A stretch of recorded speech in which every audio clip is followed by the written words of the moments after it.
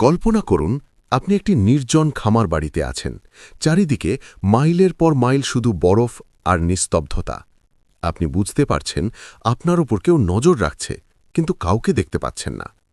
আপনি যখন ঘুমানোর চেষ্টা করছেন, আপনার মাথার উপর চিলেকোঠা থেকে কারো ভারী বুটের শব্দ ভেসে আসছে। ঠিক এমনটাই ঘটেছিল ১৯২২ সালের জার্মানির এক অভিশপ্ত পরিবারে। কিন্তু সবচেয়ে ভয়ানক ব্যাপার কি জানেন?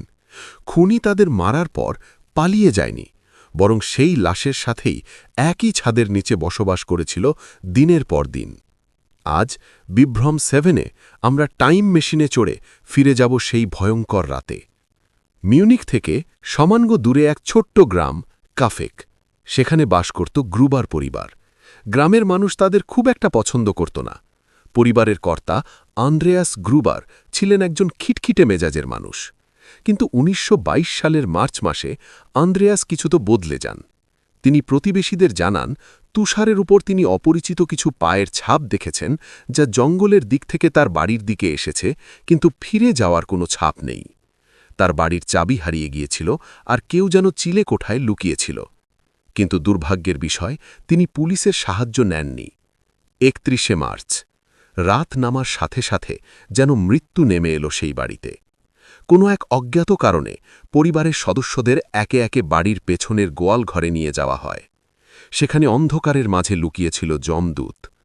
একটি ভারী পিক্যাক্স বা কুঠার দিয়ে একে একে হত্যা করা হয় বৃদ্ধ আন্দ্রেয়াস, তার স্ত্রী কাজিলিয়া, মেয়ে ভিক্টোরিয়া এবং ৭ বছরের নাতনি কাজিলিয়াকে। খুনি এখানেই থামেনি। সে ঘরের ভেতরে ঢুকে ২ বছরের নিষ্পাপ শিশু জোজেফ এবং মাত্র কয়েক ঘণ্টা আগে কাজে যোগ দেওয়া পরিচারিকা মারিয়াকেও রেহাই দেয়নি। এটাই কি গল্পের শেষ? না, এখান থেকেই আসল রহস্য শুরু। খুনের পর ৪ দিন কেটে গেল। গ্রামের মানুষ দেখল গ্রুবারদের বাড়ির চিমনি দিয়ে ধোঁয়া বের হচ্ছে। কেউ একজন গবাদি পশুদের নিয়ম করে খাবার দিচ্ছে। এমনকি কুকুরটাকে বাড়ির বাইরে বেঁধে রাখা হয়েছে। ৪ এপ্রিল প্রতিবেশীরা যখন সন্দেহবশত বাড়িতে ঢুকলেন, তখন তাদের রক্ত হিম হয়ে গেল।